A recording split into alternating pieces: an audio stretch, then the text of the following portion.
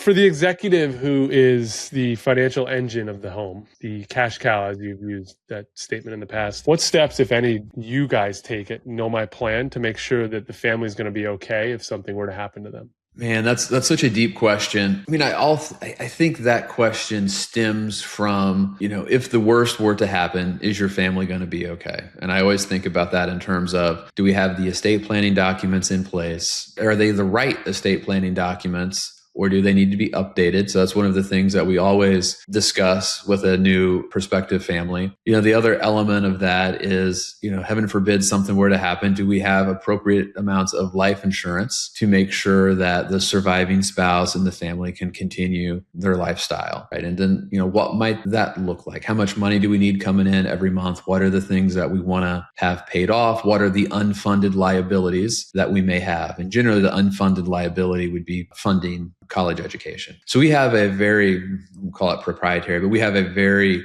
methodical process that we go through to figure out what everybody's life insurance need is. And it's going to evolve over time. And then I think the third piece of that is, maybe something happens and you don't die, but you can no longer work, right? Do you have enough disability insurance? Does your work provide enough? Do you need a supplemental policy on part of that? So I think those are the three legs to the protection conversation, which is just estate planning docs in place, adequate levels of life and disability insurance. You've shared often that many of the clients that Know My Plan is fortunate enough to work with don't necessarily want to retire in the traditional sense. And I'd love to know how you help them think about retirement and structure their financials for freedom and optionality instead of a target retirement date or a year. Yeah, a lot of the people that we're working with, are such high achieving professionals or the sales executive types that do have, really high incomes by any standards, of people making $400,000 or more. And I don't think that they necessarily want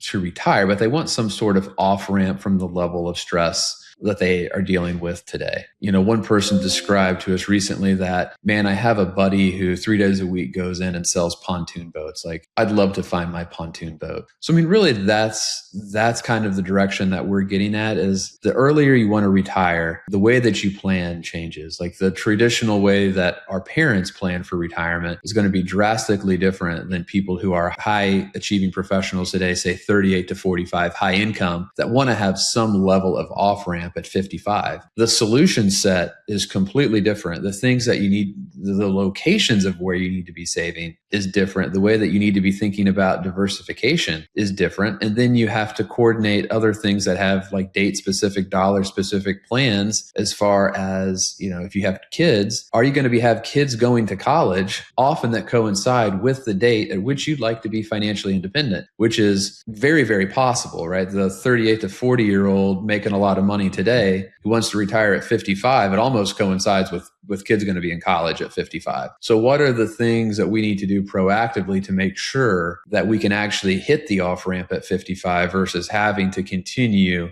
on a path that we really don't want to be on because we need to make sure that we can cash flow college? On that topic, same vein, do you run into clients that maybe you're under saving given their income? Do you find, and how does it work with clients that you find have a little extra cash that maybe should be going into the plan that is not? I think in a recent conversation, it was really eloquently stated that, hey, Nick, we've gotten really comfortable with our lifestyle and we've always been able to out earn the things that we wanted to do. So we did what we thought we were supposed to do. We maxed out our 401ks and we thought that was enough to live the life that we want to live. And the money that was left over, we just spent it and did whatever we wanted to with it. Sure, we could have saved it, but we thought we were doing enough, so we spent it. And so through the conversation with us, they realized that based upon doing the things they wanted to do, by the time they wanted to do it, maxing out their 401ks was not going to be able to get it done. So then it's like, all right, what's the medicine? How do we get from where we want to go to where we want to be in the time frame we want to do it? All right, it's going to take this amount of money that you can invest every single month outside of the 401k.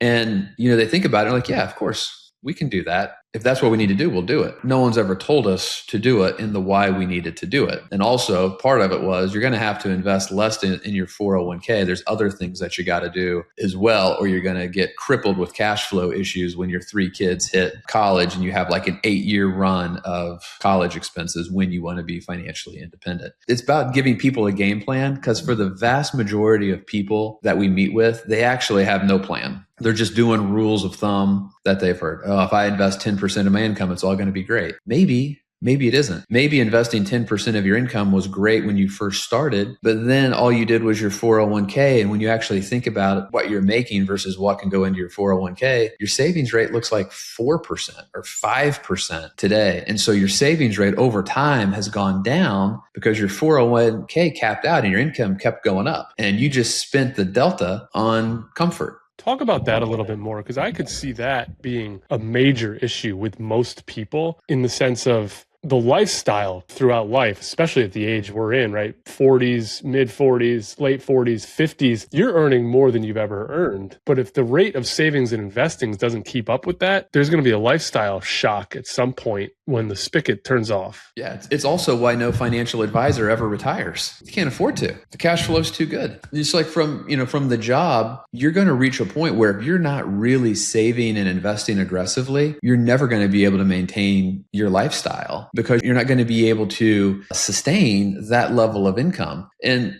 most of it just comes down to sitting down, whiteboarding it out collaboratively. I'm not coming in with any sort of agenda or, pre kind of plan build of how much they need to save or anything like that. It's just, all right, if today was day 1 of retirement, ideally, how much income do you need your portfolio to generate? I need X. All right, well, let's increase that by 3% a year based on trend line inflation. And let's do that for the next 10 years because you want to retire in 10 years. That's the number that you're going to need in 10 years. And then it's just backing into, what do we have today? How much are we contributing today? Are we ahead of plan? Are we behind plan? And I cannot tell you, 2026, the 2 main themes have been the home renovation, which we talked about in a previous episode. That's just running wild. And then the other thing is, what's my number? It's there's different verbiages of that. There's different derivations of it, but it's am I on track? What do I need to do different? What exactly should I be doing every month to make my number? I mean, I've had 3 conversations this week, people who've reached out based on mutual LinkedIn connections on, hey, I saw you did something about having a date specific, dollar specific number. That's really interesting. I wanted to meet with you to figure out where I'm at. But that has to change. Here's the crazy thing. The number, my lifestyle, my wife and I's lifestyle at 37 is way different at 44. So whatever we saved at 37 that we thought was good ain't going to cut it today. And whatever lifestyle we thought we lived and enjoyed at 37 is not what we're living and enjoying today. And I imagine that just continues. So you hit 63 and you're like, I want to be done. To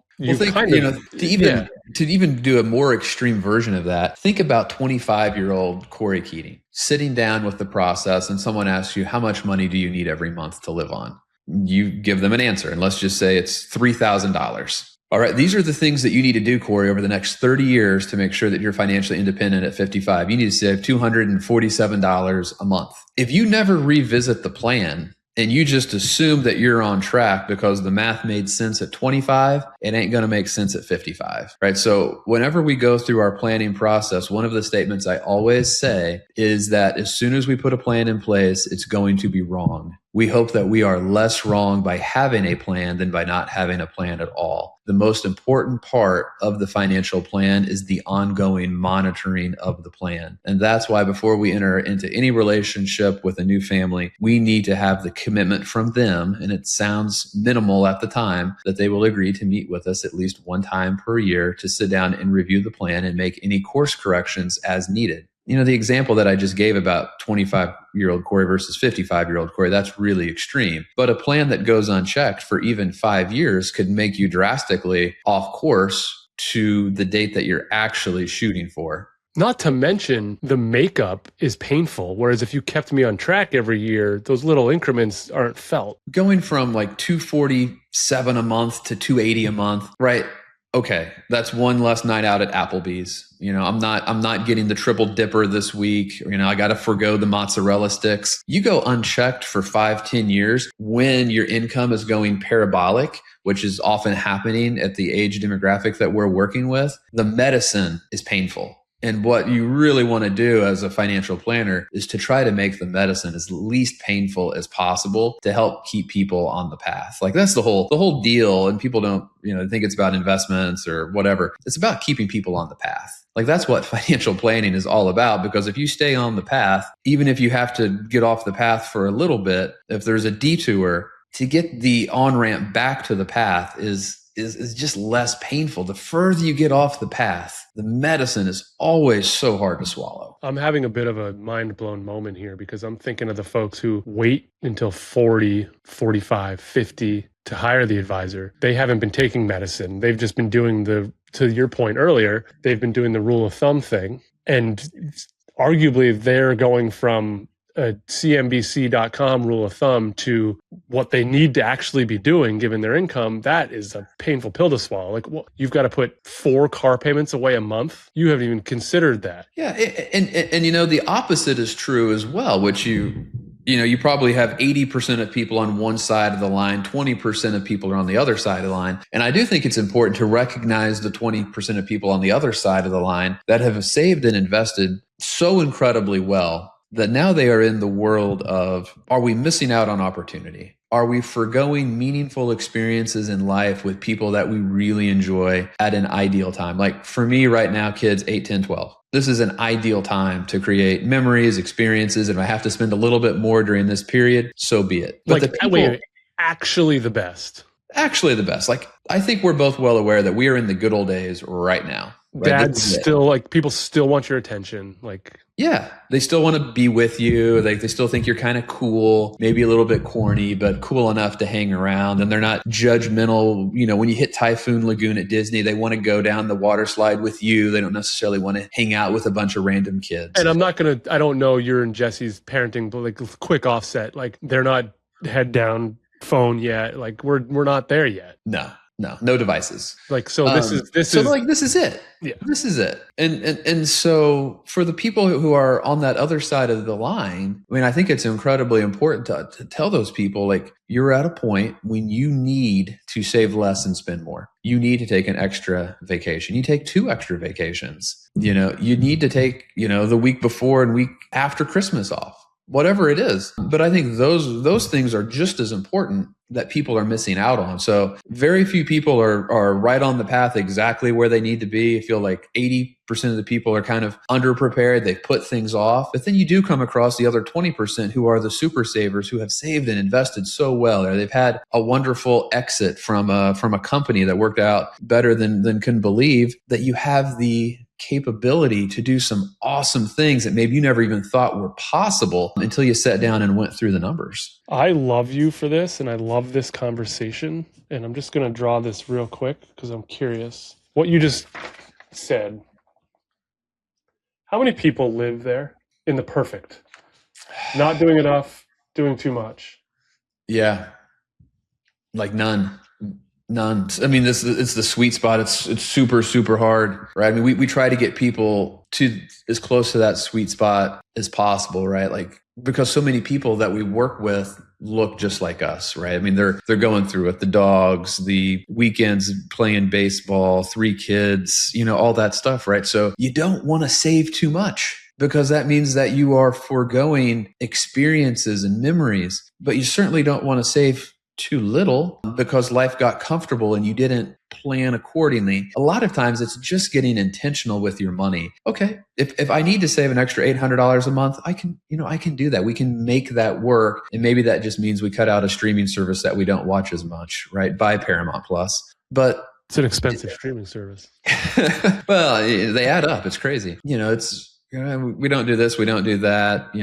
Maybe instead of getting the brand new BMW sports car, maybe we get the new Camry. I don't know. There's a lot of ways to get there, but it's just giving people options. It's really a choose your own adventure thing. Tell me what's important and we can create the plan for you. I think the old world of financial planning, and we'll use that term loosely, if you think about like the pyramid, the base of the pyramid was investments. Like that was what they thought they were coming to a financial planner for. We're going to talk about investments. To me, like you got to flip the traditional pyramid upside down. Like we say that the goals, which would be the base of the pyramid, the biggest part, determine your plan. The plan determines your portfolio. That portfolio is the little bitty peak. It's the smallest part of the whole deal. The portfolio part has largely been commoditized. Not to, undermine its importance, but it's the easiest part, right? The most important part is understanding the goals. The goals will determine the plan. The portfolio is nothing more than the funding mechanism of that plan.